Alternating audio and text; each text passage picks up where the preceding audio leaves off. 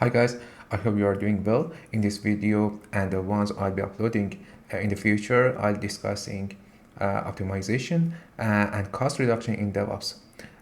This approach in DevOps is commonly known as finops. This is my first video in English. I'd appreciate it if you could subscribe my channel and like this video. As you know, in the world of DevOps, we Dockerize our softwares and build it into one or more images. But why exactly do we do this? The reason is cloud native. It actually ties back to the characteristic of a cloud native applications. There are 12 factors that define a cloud native applications. The 3 of them are particularly more important.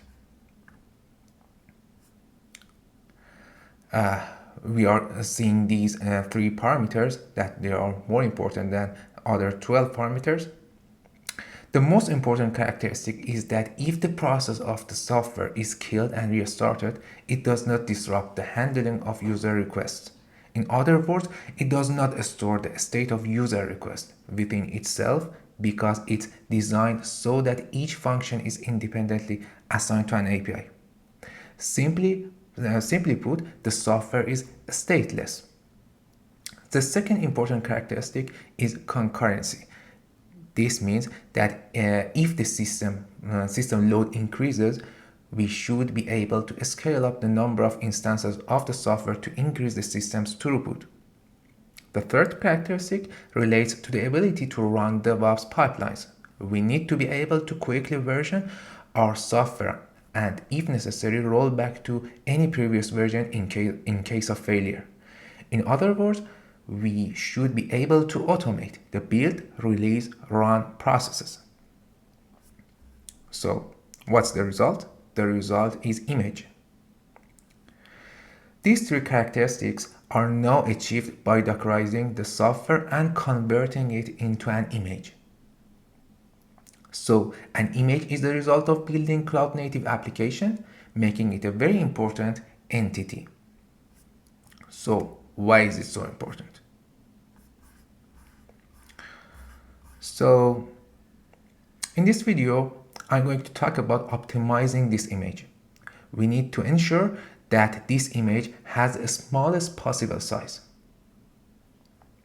A very important point about image size is that it directly impacts the image build process, build time, storage space, and network performance. Since we pay for all of these resources on cloud infrastructure, even reducing an image size by just 100 megabytes can significantly affect our cost.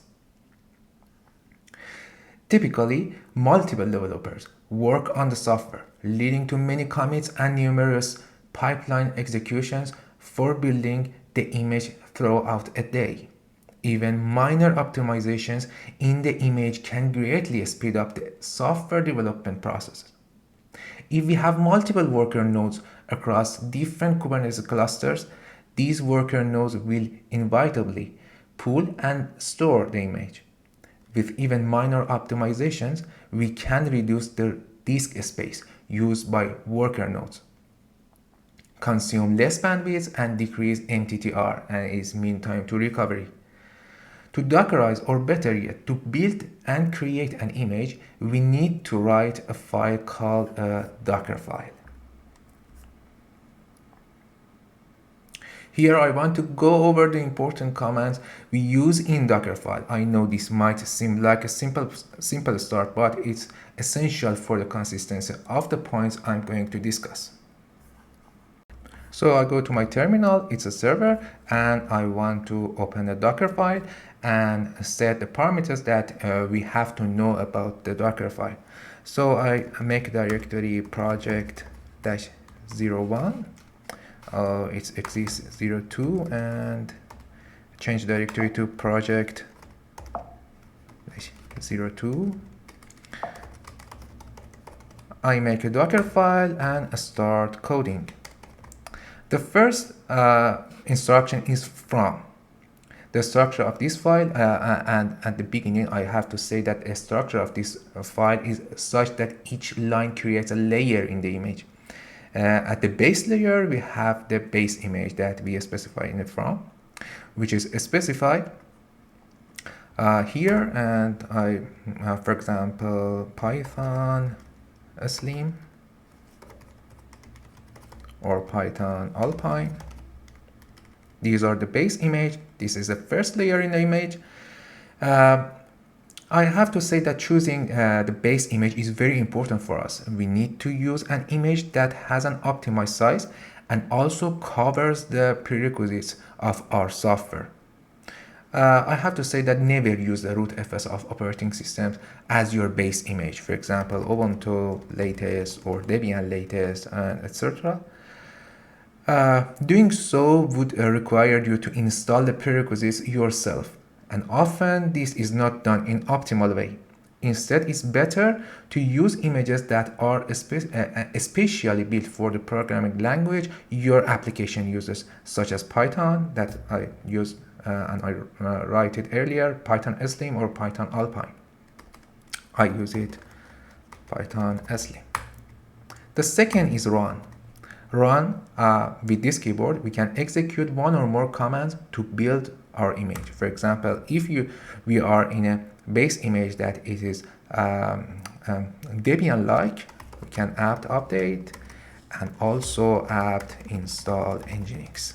We have to set -y to not ask about installed nginx or not, and it stops creating our image.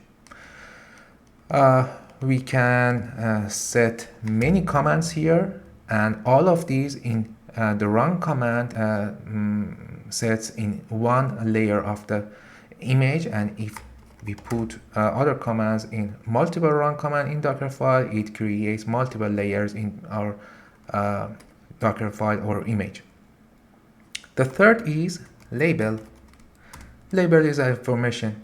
We can set some information about our image. For example, the maintainer is Hadi, and etc. We can set any information we like to set in our image, and it is be shown in the Docker inspect when we execute this command on our image. The next is env. We can set environment variables in our image. I don't say that we use this env here. We can set in our containers. But for example, when we have a lot of information that we have to set in the image as environment variable, we can set this keyword and set our environment variables. For example, we can use debug, that is one, and for example testing is one, and etc. The next is add and also copy. They are the same, but they have two differences. First, with add, you can specify a source from a particular URL, for example https test.com file. It downloads this file from this link and copy it in the image. The copy keyword does not have this functionality. And also in add we can specify a compress file, for example file.tar.gz. Add extracts the file and copy it in the destination in the image. Copy does not have this functionality. The next is CMD. CMD, we can specify commands to be executed after the container starts. Typically, we use CMD to define the arguments for the command. For the execute the file, we have entry point. For example, we use the exec.py, and also in this we have any parameters we have for this executable command. For example, that's the --arg 01 --arg 02 --arg 03. It runs this exec.py with these arguments. In general, CMD and entry point can be used interchangeably, but they serve a different purpose in defining how the container runs.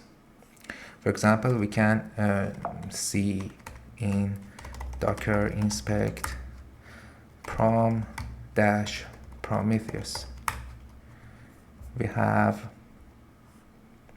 CMD that these are arguments that should pass to the entry point. The entry point is executable file that it is /bin/prometheus.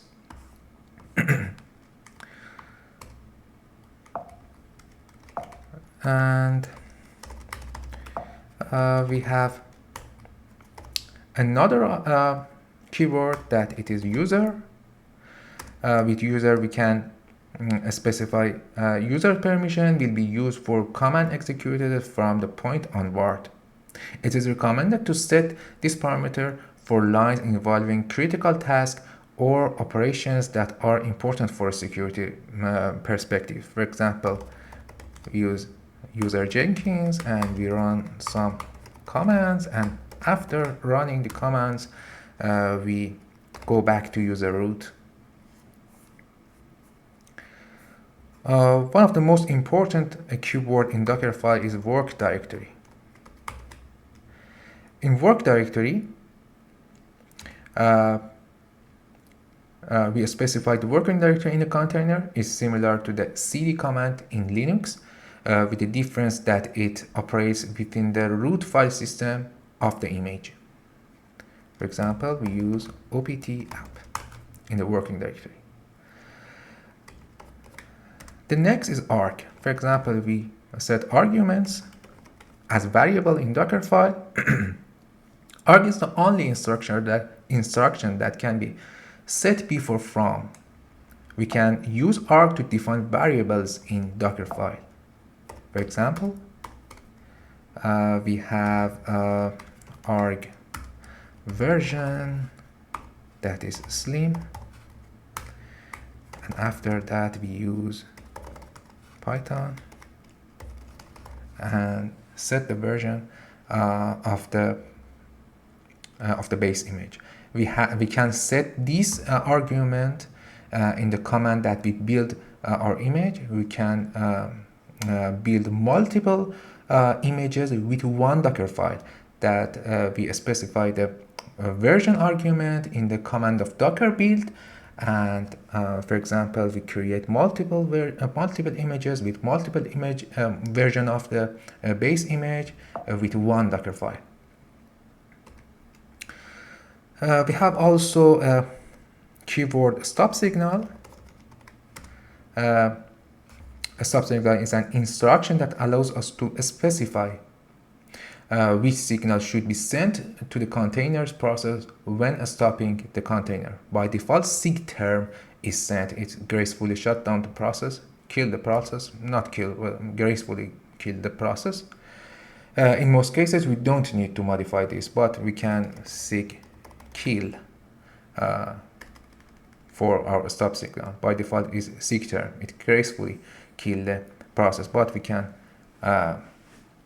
sig kill that it does not gracefully kill the process.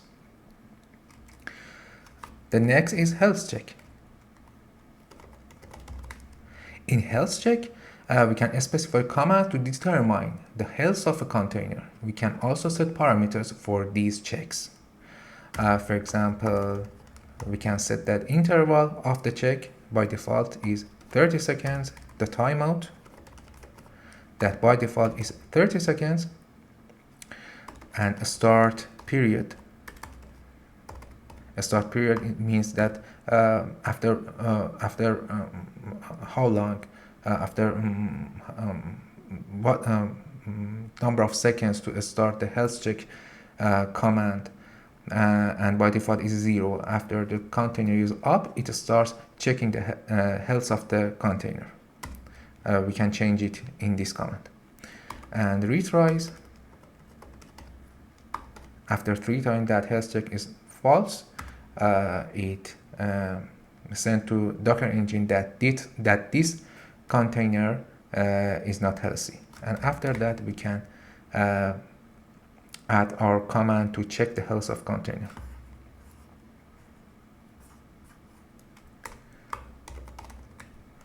The next is shell. We can set a shell for our image. We can set bean bash or bean sh for the default shell of our image.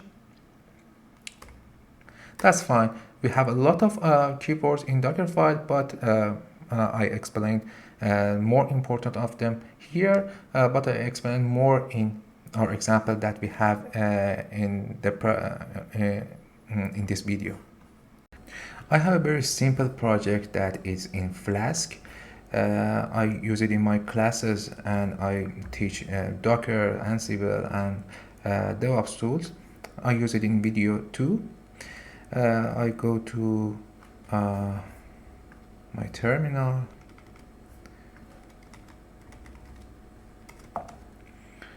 and clone this project. It does not have Dockerfile I created here. So we have a procedure to create our Dockerfile. I explain it here. It has about 11 steps that we have to learn about the precedence of the keywords that we have to use in our Dockerfile. At the first step, we have to use our base image. After that, we have to set our environment variables if we have. After that, we set the ports that we want to expose. It's not exactly expose the port. It's just for information of the Docker engine, and if we Docker inspect of or get Docker inspect of our image, we can see the 8080 port that it is has to expose outside. After that, we have to set the working directory of the image. After that, we have to copy the requirements of our project. It is prerequisites of our software. We have to copy it in our working directory, for example, opt app. After that, we have to install the requirements.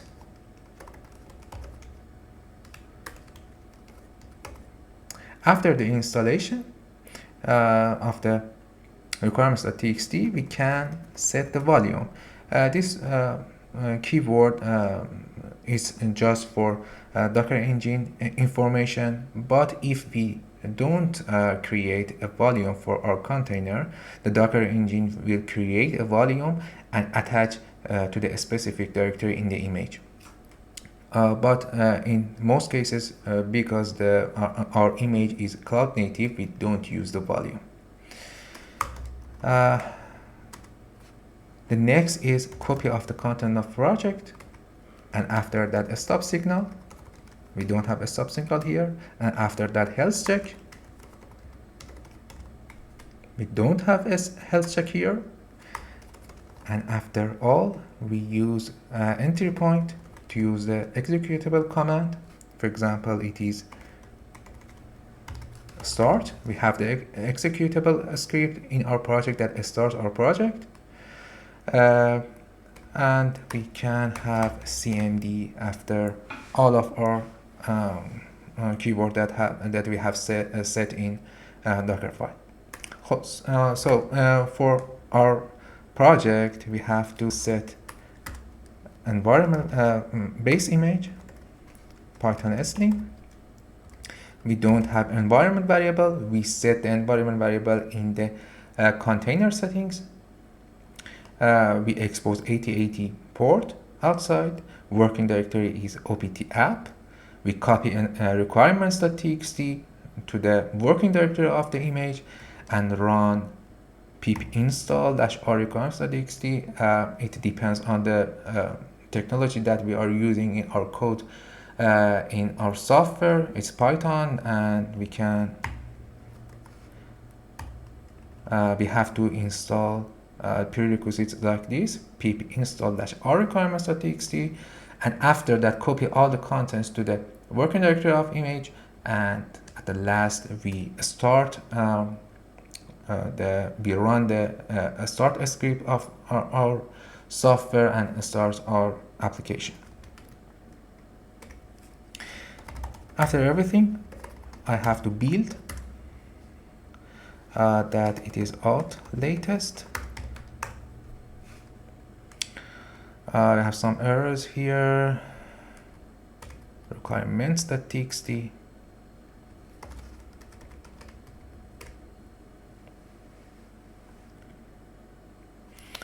I have to remove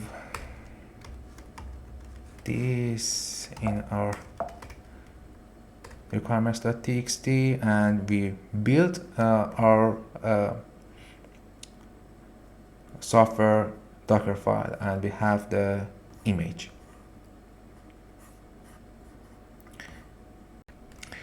So after it, we can create a Dockerfile 2, and I can cp Dockerfile to Dockerfile 2 and open it. I'm creating a bad Dockerfile, and remove it, and after that I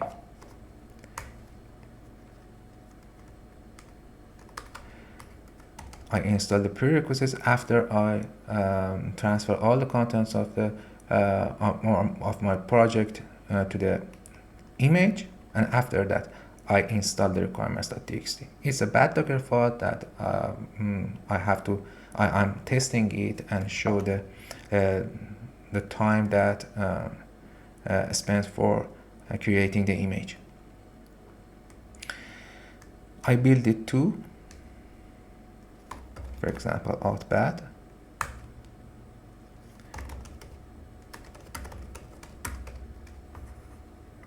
I have these two images.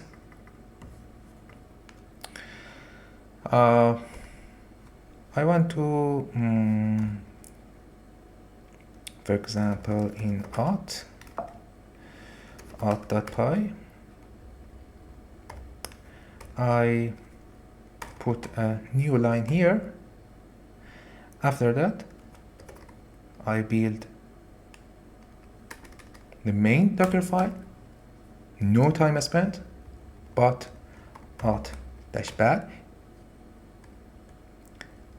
I think because I have to set the -f Dockerfile 2 here.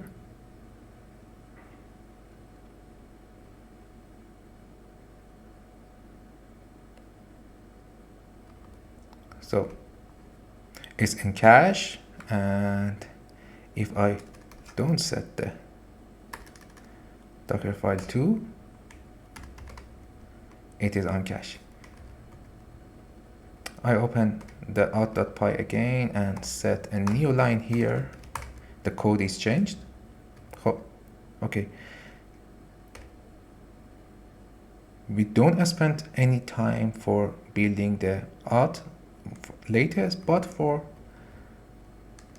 bad out image, we have to spend another time to build the prerequisites for installing the requirements.txt, because the code is changed, and in the Dockerfile the code is changed here, and after that it does not use the cache and install the requirements.txt again.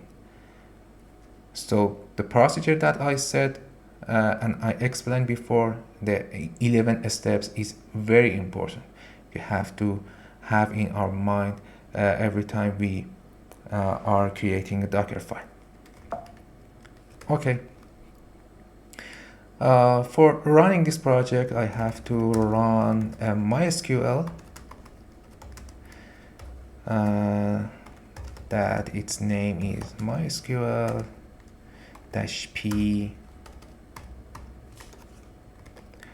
3306 points to 3306. I set environment variables that it is documented in MySQL image in Docker Hub. MySQL root password is, for example, test. Another environment variable is that MySQL database is test, and the image is MySQL version 8. So the MySQL is up now, and I can run my application and set the URI of my application to this database.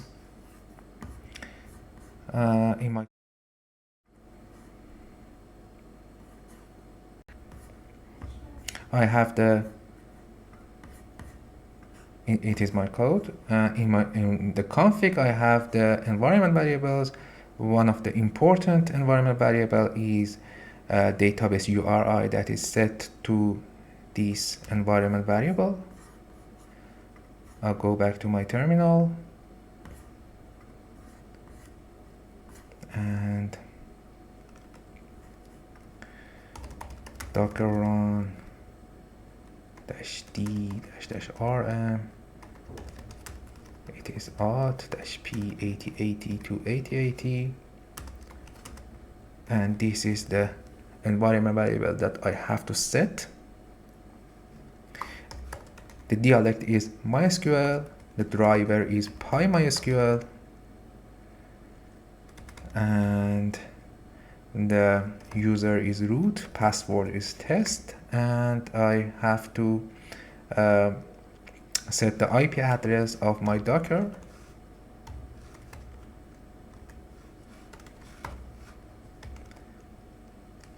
And the database is test, and the image is auth. I have to make sure that the IP address of the Docker is 172.17.01.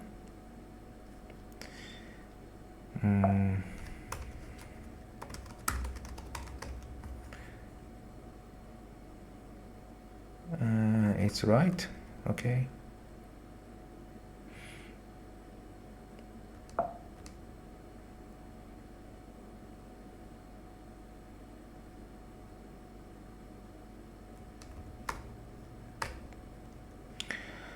I have to write a start script, and the start script is this. It's a simple script. Bash is the shell of the script. Before everything, I have to migrate the database by SQL Alchemy in Flask. It's a tool that is unicorn to make up our project that are in Flask. I want to make up in this address 2 workers and access log file in stdout, and also error log file in stdout. My module is auth, and the method is create app. So run the script. Okay, I have to build again.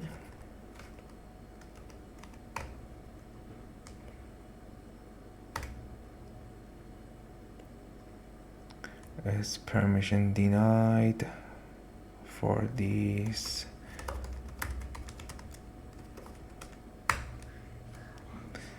Okay, and build it again and make it start, and it starts.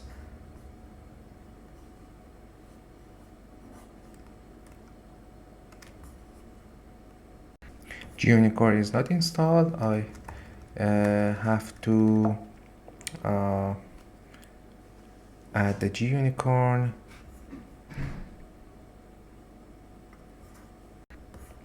I use it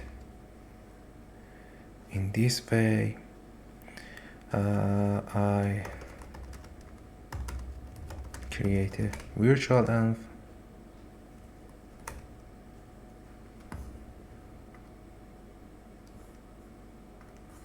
After that, activate it. Pip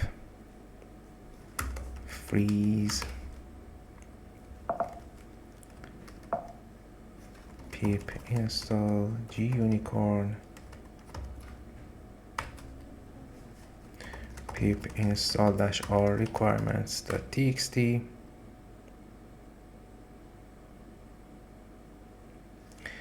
and pip freeze to requirement.txt. I build it again,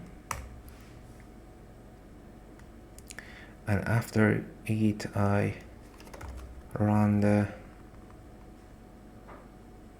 software and create a container for my software and our URI, database URI, have to set for the database port 3306. Docker ps-a, we have it here, Docker rm.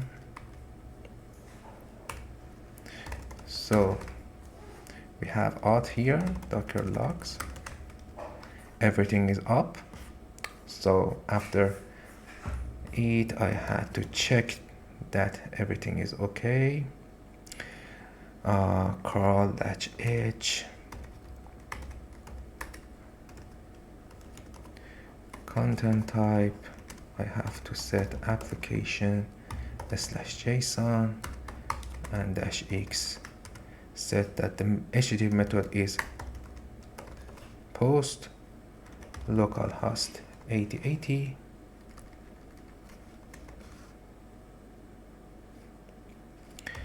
API v1 users,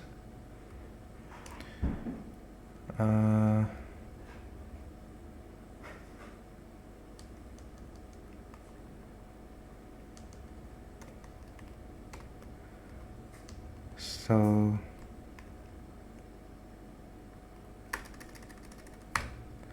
that's fine. I post a user here.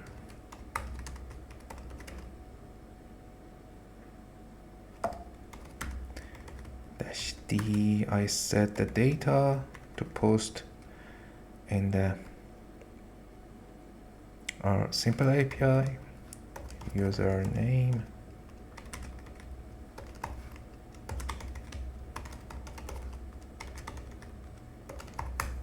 everything is fine. I query again, that's fine. Data is in the database and my microservice is working okay. After this, I start optimization scenarios that we can add to our Dockerfile to make our image less size and decrease the size of our image. Everything is fine, guys, but look at this, please. The size of the build image as is shown, but is the size of the software code really this large? It is 325 megabytes, but I use this command to show the real size of the software is 92 megabytes. And what is 325 megabytes? As you can see, it's not. So what can we do to reduce the size of the image? The first step is to create a file called .Dockerignore and exclude unnecessary contents from being included in the image. This is how it would look. We have .Dockerignore here, and I can show you that what it contains.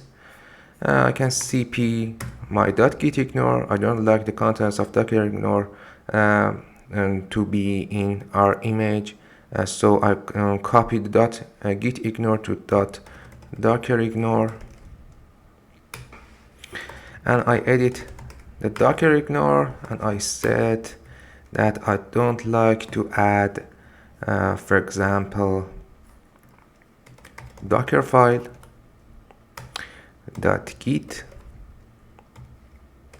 .gitignore and also readme and license and the docs. I build again,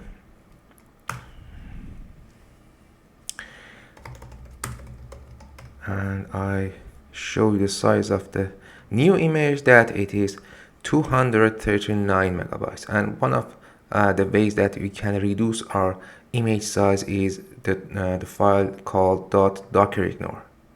A much better solution for reducing image size is to use the multistage build method. I'll now show you in a simple project that how it works.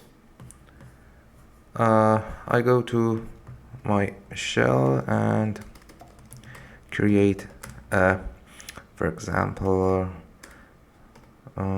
project -03,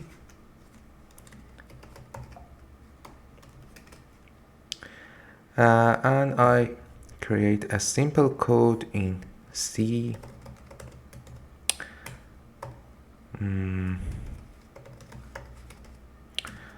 Just I want to print a hello world in C language, but in optimum way in Dockerizing and creating image.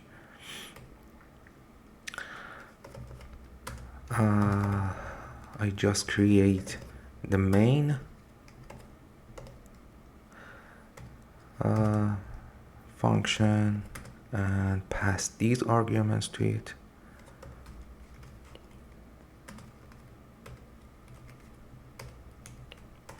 And just printf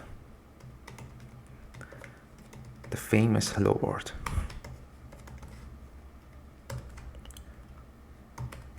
And at the last return 0. So initially I have to compile this code, that GCC is the compiler of C softwares.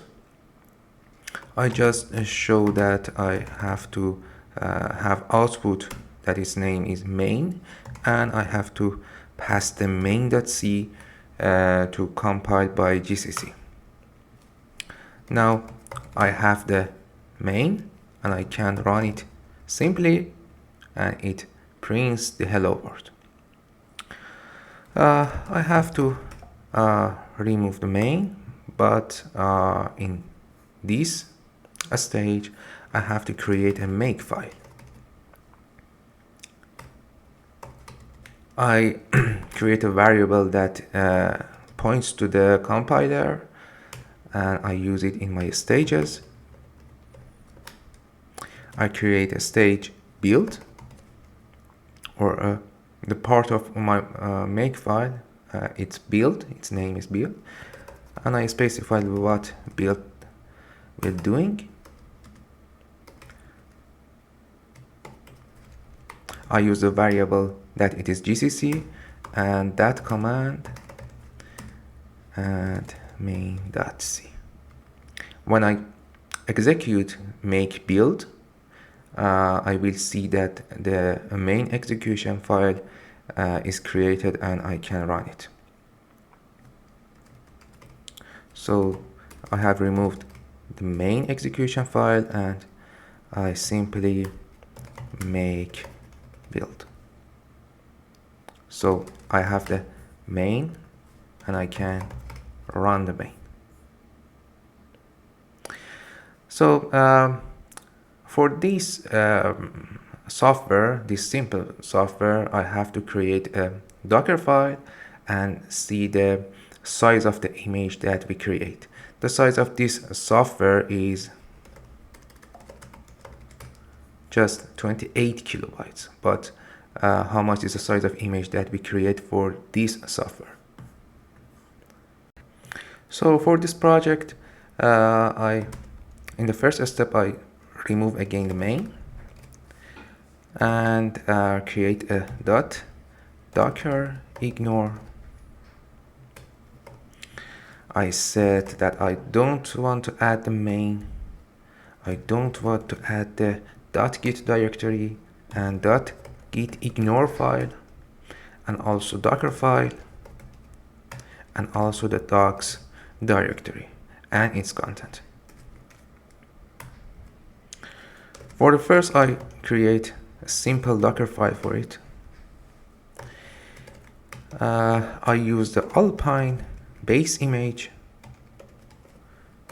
for this software, and after that I run apk add make. I install the make package and musl-dev and gcc. I have to prepare the compile software for my C software.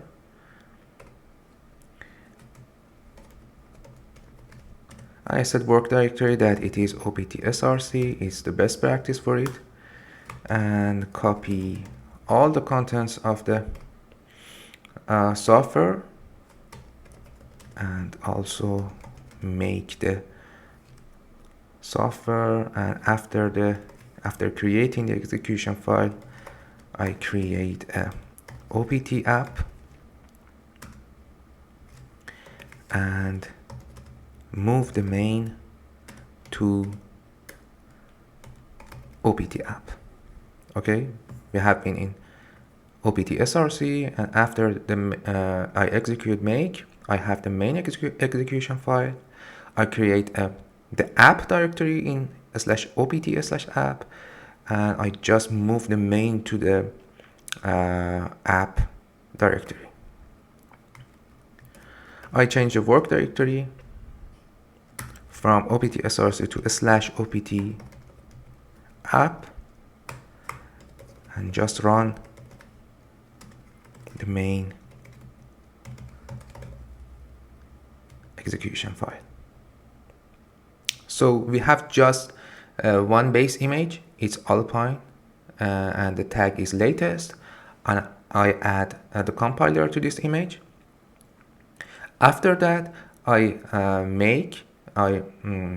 compile the application, and when I have the execution file, I move it to the /opt/app and I execute the execution file. I just Docker build -t project 03 latest, and I use the current directory to the context of the image. So we have project 03 and its size is 156 megabytes. The size of the application was just 20 kilobytes, and it is exactly not optimal. It's absolutely not optimal. So we go to the multi-stage approach and create a Dockerfile that uses this approach.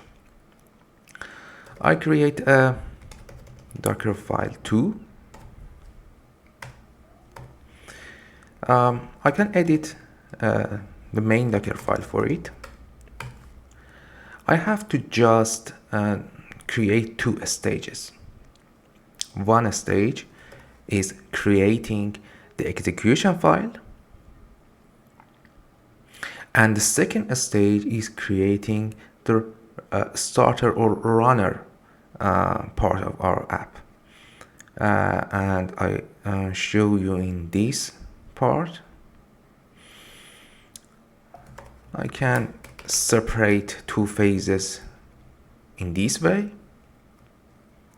So I specified this part as builder, and after I create the main, create the execution file. So I run make. I don't need these because I will copy this main execution file to the second stage. So I just add from Alpine latest as starter, and I change working directory to /opt/app, and the most important part of it is that we copy from builder. The file is opt/src main to where we are in the starter stage /opt/app. So we can run the main execution file in this stage, the stage starter. So we have two phases. We build our app in the image that has the applications to compile our software, and after that we migrate or copy our execution file to the second image that it does not have the apps, that has a lot of size and make our image so large. So if we build again the project, if I show you the project 03, if I found it,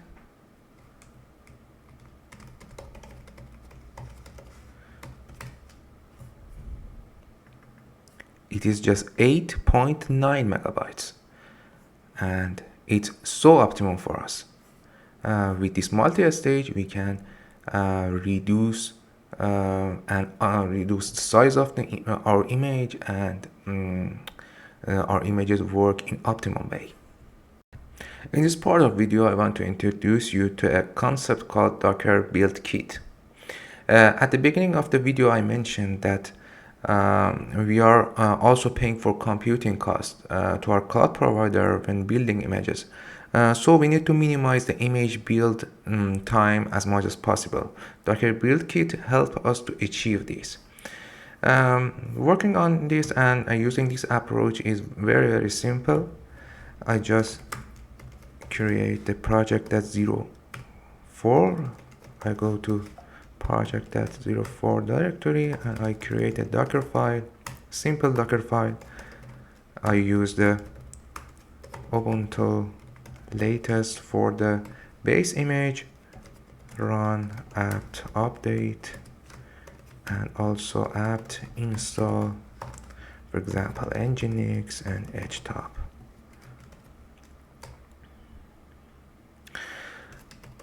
I use it very simple. I set Docker BuildKit, and I set it to 1. It is a environment variable, and it is in the way that I am enabling the Docker BuildKit. And after that, Docker build-t project 04 latest and current context. We'll see that building this image, that we enable the Docker BuildKit, the time of creating image is very quickly than the normal way. In this part, I want to teach you how to Dockerize your Flask applications in the most efficient way possible using the multi-stage build method. And of course, we have enable Docker BuildKit, and so we're taking advantage of its benefit as well. So easily I create another project.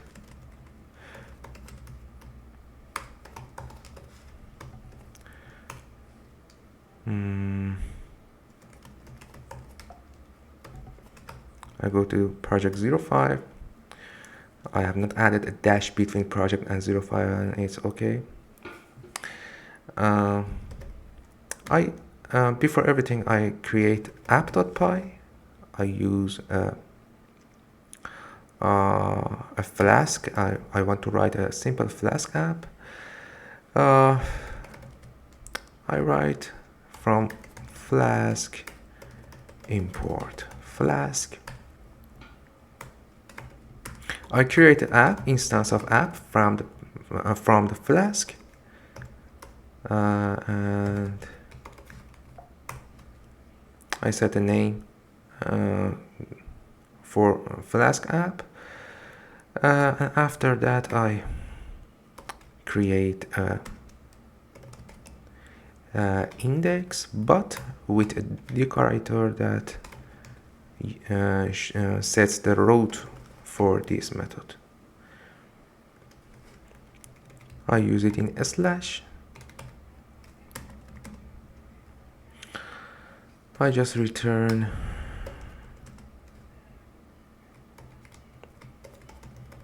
hello world,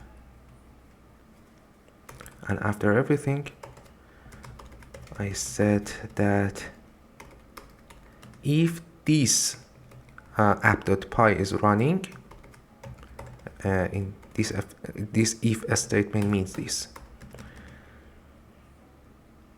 I just app.run.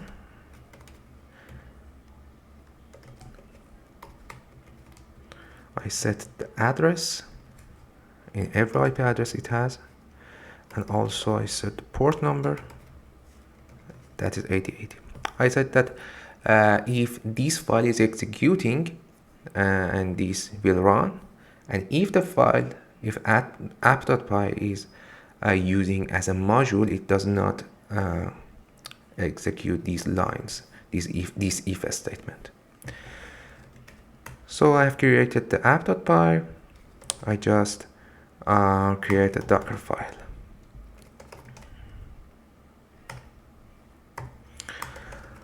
From the Python Alpine as a builder, I use work directory in opt-src and run apk add gcc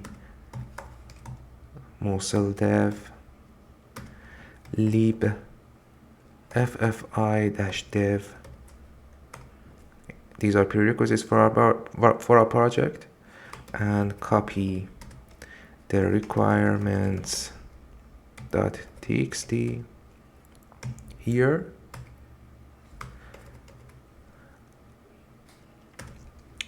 I run Python. I create a virtual env in the container, and I set the path of the execution file in our exactly the Python execution file in the virtual environment. I use it in the path variable opt-src virtual env and bin, and also the path that we had it in before. I pip install requirements.txt. I have to pause this part of the Docker file. I have to create virtual env here and go to the virtual env and install flask.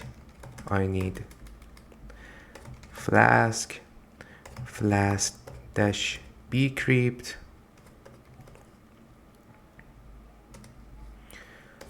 flask SQL alchemy, flask restful,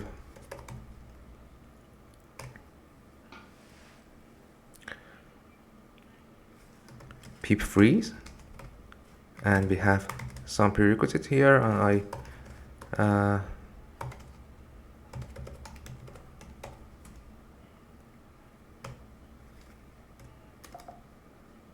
use it in requirements.txt, and I have the requirements.txt. So I go to my Dockerfile and continue writing the Dockerfile. So in this stage, I am installing the prerequisites of the project, and after that, I will use it in the starter image, and we will see it. So this stage is okay. I use Python Slim as our starter stage and copy from builder the opt src venv. I migrate the virtual environment to the opt app venv. I use environment variable for its path that it is opt app venv bin, and set the last path at the end of the environment variable path. So after that, I expose the port, this 8080, and copy the app.py to the current directory, and I have to set working directory here, work directory /opt/app.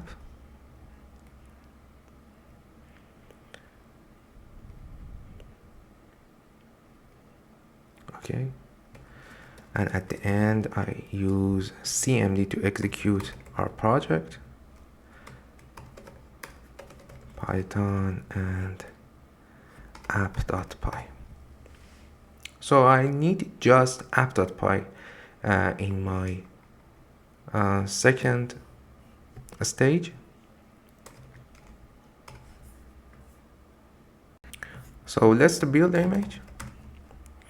Docker build project 05 and this context, okay, and run the project -rm-d -name is project 05 -p 8080 maps to 8082 and use project 05 to the image of the container. So we have the project 05, and I go to in the container, and I'm seeing that just useful files and directories are in the image.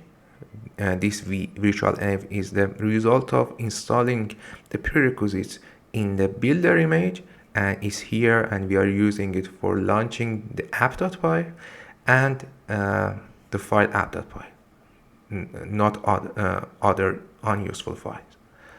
So I just test it localhost in the port 8080.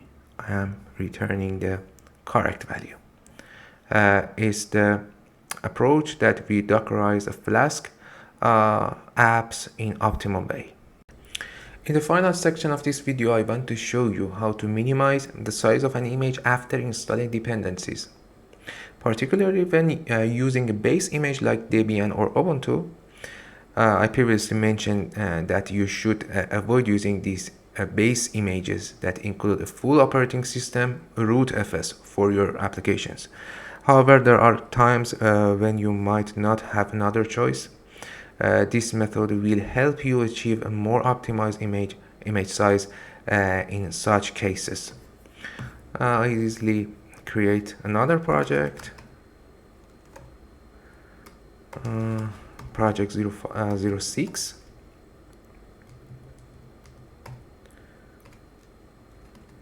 I deactivate from the last virtual env. So project 06, I create a Dockerfile there, and I create a simple Dockerfile with base image Ubuntu.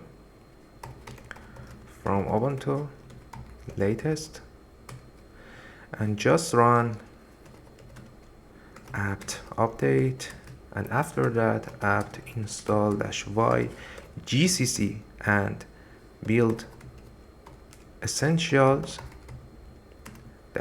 That these two makes the image size very big, very large.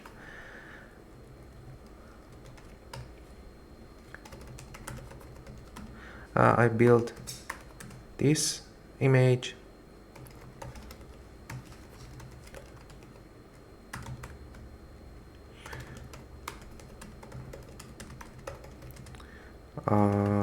I want to see the size of this image. It's 492 megabytes. It's large and we have to optimize it.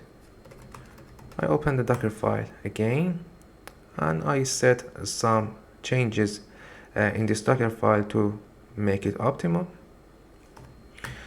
I set this variable here, Debian frontend, to non-interactive. This setting is used for when we are in the image and the building is in the image. We don't need the lines that is returning in the screen. We set non-interactive in the Debian frontend, and also after the -y in apt install, we set no install recommends. It does not install the recommendations for the package we are installing. It just installs the exact dependencies that we need for the packages. And also after the installation is finished, we remove -rf var lib apt lists. The cache of the apt, we are removing it. And we build it again.